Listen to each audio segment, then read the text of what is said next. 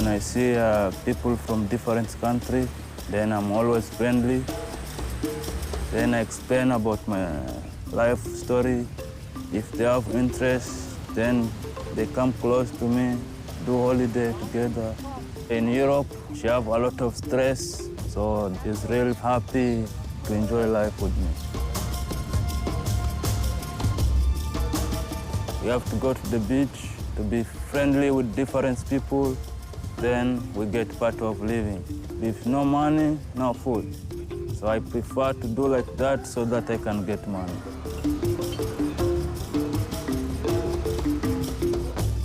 Ali is one of a small group in Kenya who are known as beach boys. They are all handsome young African men who often keep older European women company.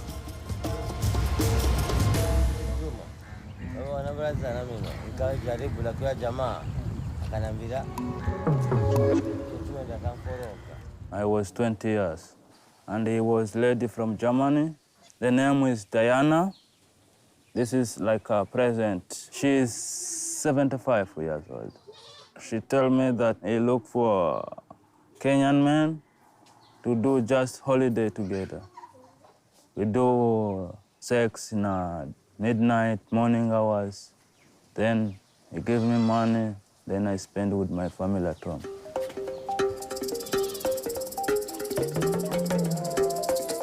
For many, making a living on the beach is perfectly normal.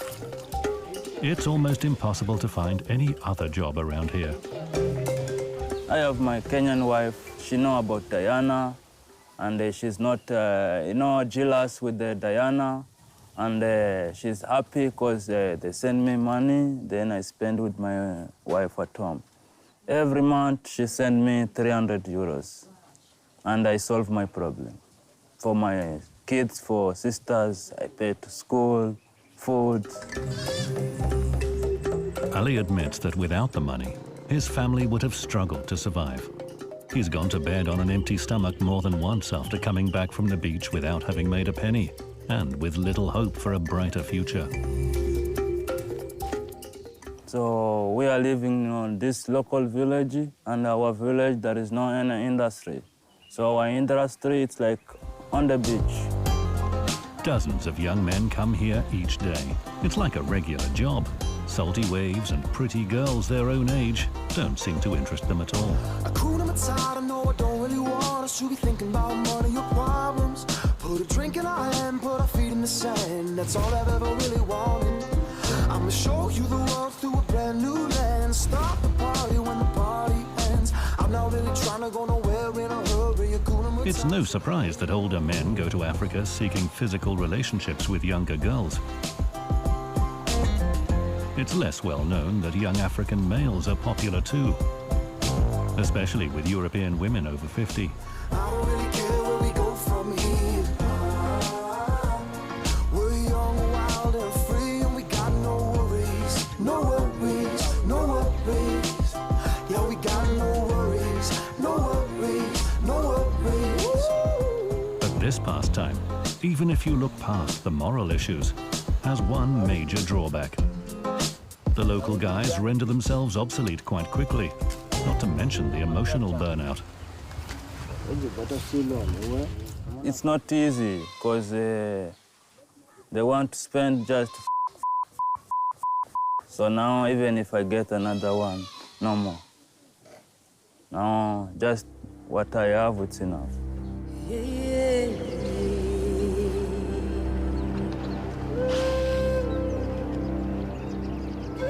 Of course, think Kenya, think safari. The country is famous for its national parks and rich wildlife. Seeing Africa's Big Five, the rhino, lion, elephant, buffalo, and leopard, is the dream of every tourist who visits.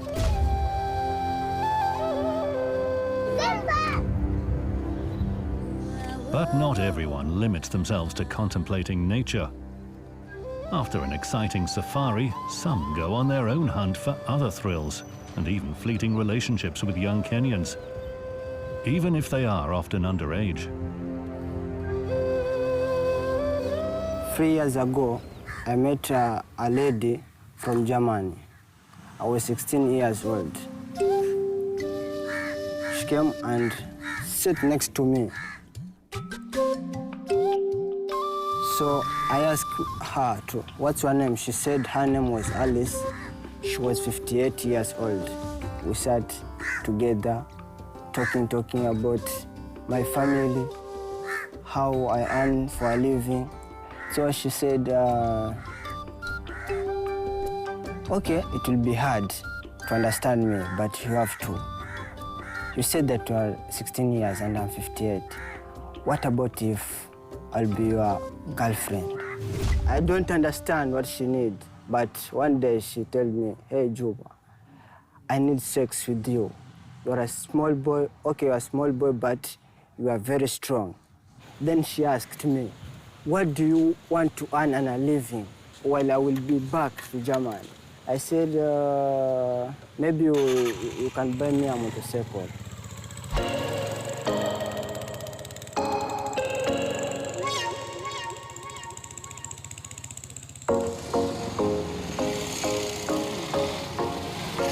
Initially, a lot of people thought it was just about girls and women that were being sexually exploited.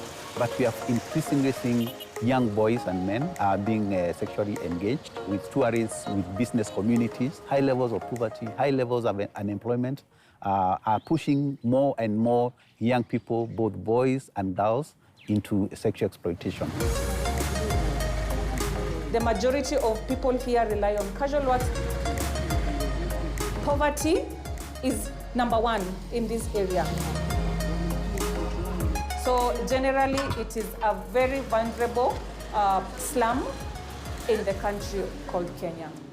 I was born and raised from this place. So I grew seeing the problems that my parents, my siblings, and myself were going through.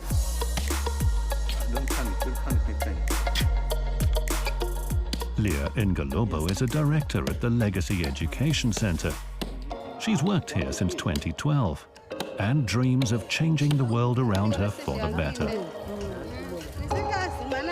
These are people that will only see good life on televisions that they do not even own. You want to become rich early, and your parents cannot afford to take you to that level. So what do you think about next? You think, let's get an easy money. And how do you get that easy money? You will go to the coastal, you become a beach boy, you get an old muzungu. In Kenya, white people are known as mzungu, and lighter skin tends to suggest that you have a lot of money. That's an unshakable belief in these parts. Poverty is the biggest contributor of this because they're coming from the poor background. There's need of informing these boys there are other ways, there are other sources of getting resources or other money than targeting old women or other foreigners from other countries. You are growing older. As time goes by, you grow old. So you are no longer in the market.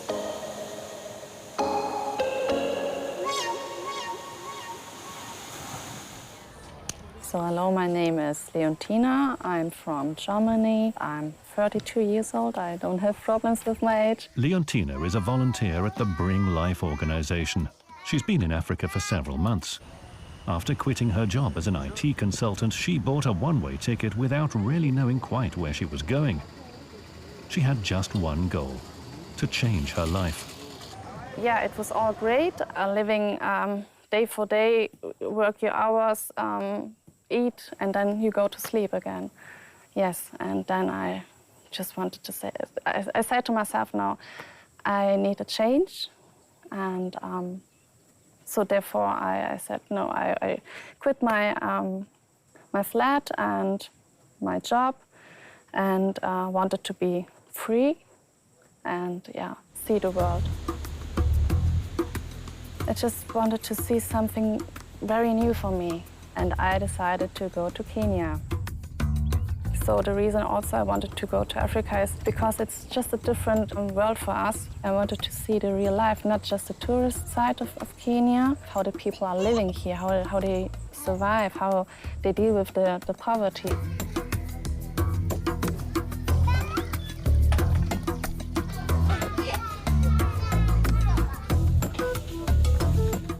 So I'm here at a Dennis organization, Bring New Life, and I work here, or I support them with their school missionary work. So I bring those kids some small color sheets, so they can learn to draw.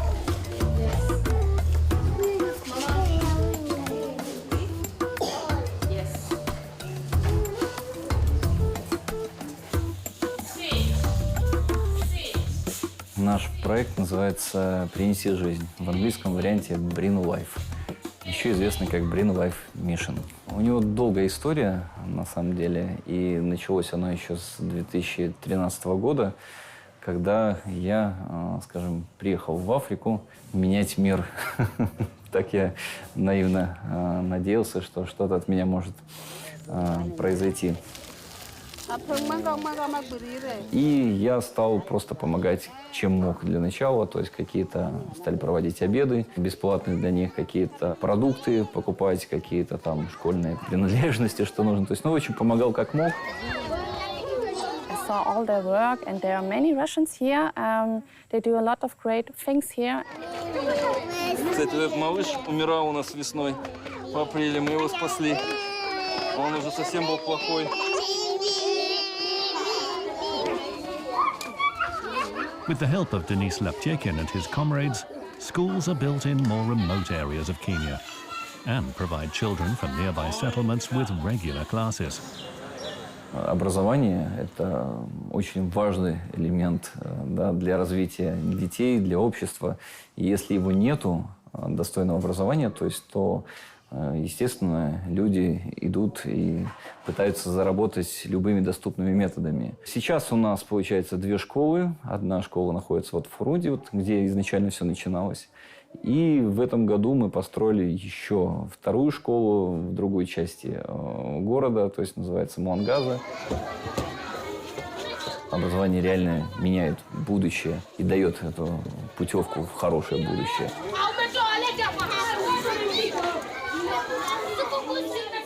So it is empowering the young people with the right skills that they can be able to use to be able to get jobs that do not necessarily have to do with their exploitation of their bodies.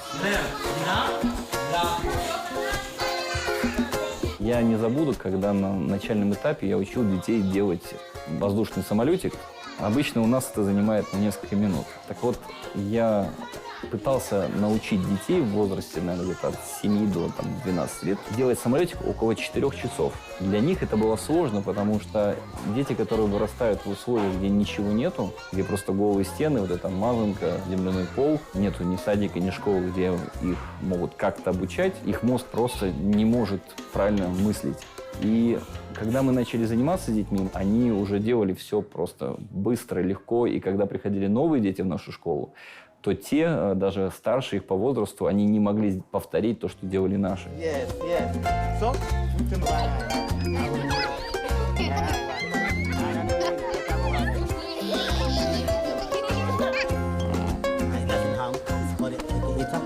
такая вот красота.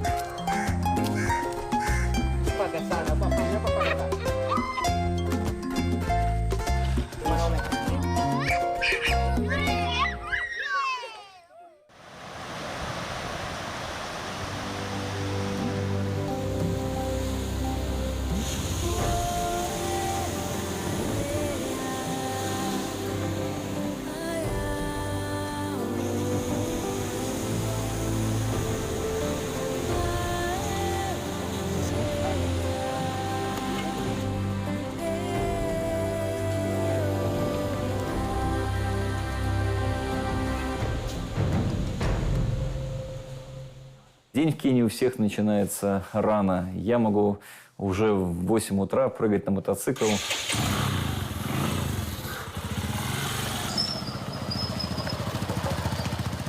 Ехать закупать продукты, наши кормления ежедневные, потом ехать в школу, разгружать, смотреть, чтобы были дрова, чтобы была вода, параллельно смотреть, чтобы был учебный процесс, чтобы никто никуда не исчез. Если есть наши какие-то волонтеры, которые приезжают, чтобы у них было все необходимое, какие-то принадлежности, пазлы, игрушки. Иногда мы можем устроить еще планерку в промежутках между этим.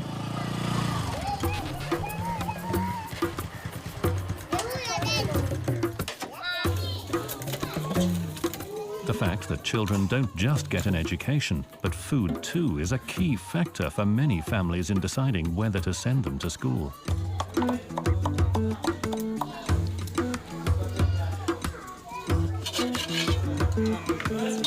It's not always possible to give the children meat. The food basket for students in the outskirts of Malindi is quite modest. Everything is stewed in huge bowls, so there's enough for everyone.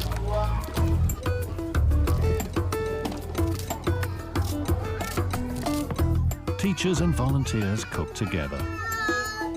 Помимо учебы мы проводим ежедневное кормление в нашей школе. Это обеды, бесплатные обеды. Поскольку многие дети приходят голодные, то есть и дома они не всегда могут поесть. Иногда даже это единственный прием пищи у них в нашей школе. Поэтому это у нас обязательное явление. В час дня у нас всегда начинаются обеды.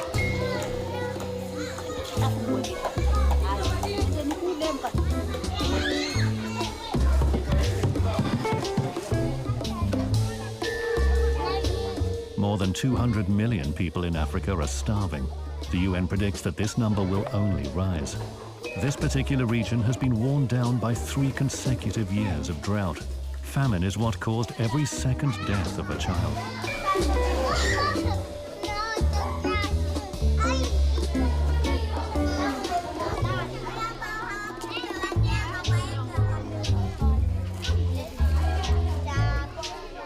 These meals are a huge support for the children. Я где бы ни был, меня всегда окружали дети. Бездомные дети, сироты, разные, грязные. То есть я не всегда знал, с домом они или без, но то, как они выглядели, оно было не всегда идеально. Это отзывалось в моем сердце, хотя я никогда не планировал заниматься социальной частью именно детьми, в частности, да. И в Малинде я приехал просто увидеть океан. Я ничего не планировал здесь открывать. Denise says he was prompted to start the mission here in particular by what happened on the beach, where he was offered sexual favors from young women, men, and even children. Говорит, может, вам нужен ребенок, какого возраста? Я был шокирован этой информацией, потому что я в жизни вообще не сталкивался с этим, и для меня это было что-то просто вопиющее. Когда я потом после разговора с ней задал вопрос местным, мне сказали, да, тут это такое явление происходит, и здесь многие приезжают как раз вот в поисках. Я был шокирован. A large population that lacks education results in unemployment and poverty. All factors that force young men and women into the sex trade. But mostly it's the many Mzungu who come in search of exotic experiences, who push young people into selling themselves. Mainly tourists come here to enjoy the beach, sun and sand. But in addition to that, some do come here also to find sex, which is available and which is fairly cheap for them. And predominantly they'll come older persons. If you go to the beach, even right now, to that beach right now, you'll find a much elderly lady walking around with a much younger man. They are drivers of sex tourism. A lot of communities within the coastal region do not frown upon such occasions where there's a younger person seeking an older tourist for sex. Indeed, it's celebrated, when that happens. If there's a young man who is able to get an elderly lady to be their girlfriend, all other young men admire them, and the community around considers that a gain for them.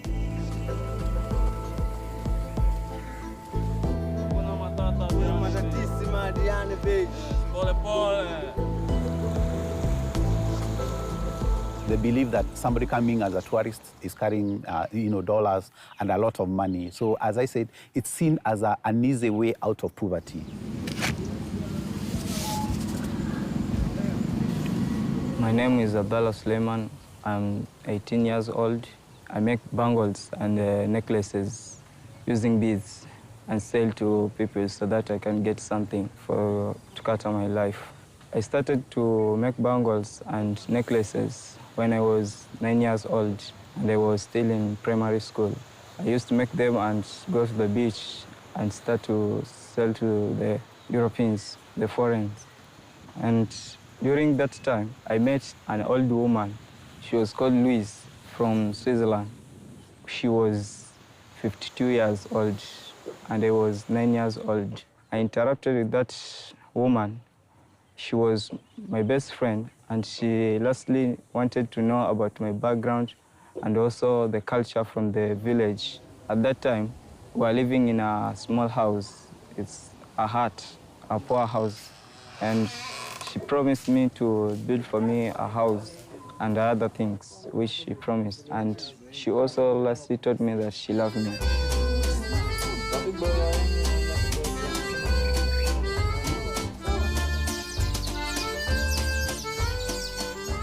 At that time when we stayed in our room, I with her, she removed my clothes and also removed her clothes. She forced me to have sex with her, but I couldn't do that.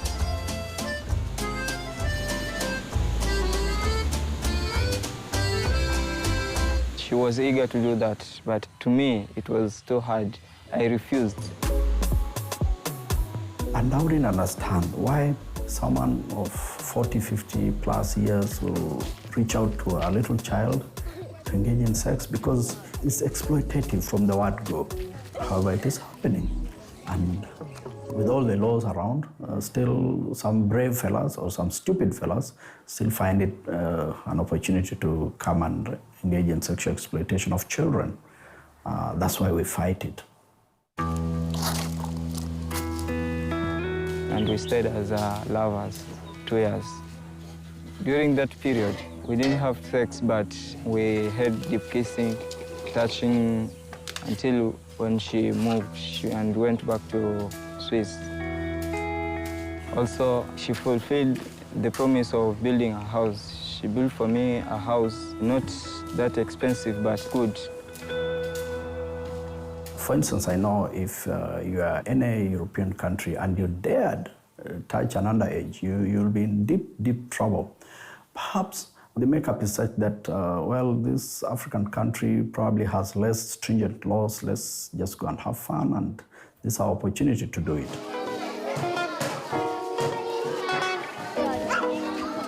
Kids, they just run to you and they hug you and they love you right from the beginning. And also on my first day in school, they were just running. They were so happy to see me. They all wanted to give me a high five. They have so much love, so much joy, and they show this love, and they don't hide it.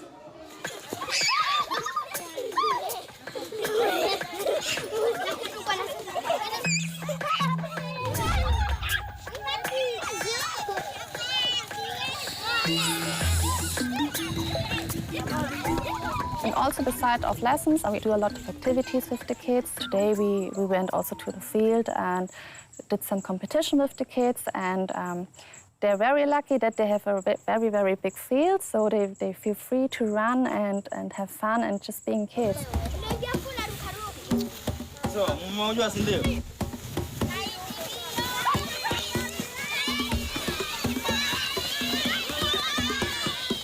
This is very, very interesting to see, to combine all these lessons and also to be free to go to them with the field and just having some games with them.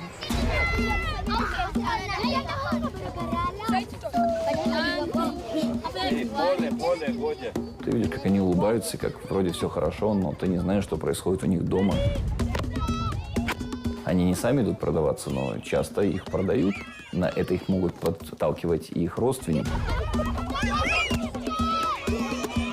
То есть вот такие случаи у нас происходят. Четко сказать, что конкретно есть такие-то дети, которых мы прям за руку остановили, нет. И это печальная сторона, когда вот ты не можешь везде всем помочь и все вхватить, но хотелось бы, насколько можно. Еще это зависит и от спроса тех же самых белых людей, да, то есть и уже как на них влиять, у меня нету пока предположения.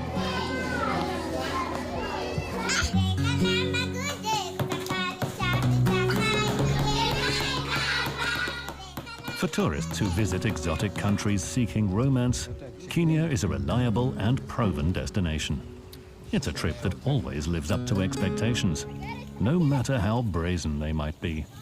So what happens is that Kenya being a popular tourist destination, the practice of sexual exploitation of children in travel and tourism is quite common, especially along the coast region. The problem is pretty huge because children are being subjected to sexual abuse and exploitation at a very young age. My name is Ali. I'm 16 years old. I was 9 years old, and she was from Germany, Lisa. When we met, we started hugging each other, kissing each other. I think she noticed that I was afraid. Then she did not ask me to sex with her. She failed to tell me, but she liked it, yeah. And I did it. Those things were new to me because I didn't have that. She wanted even more than that, but I couldn't because I was too young. I was afraid to have sex with her. I have no words, and I truly don't believe this. Yes, if men go to this place to get some young flesh, I believe it. But for women, I can't believe the story.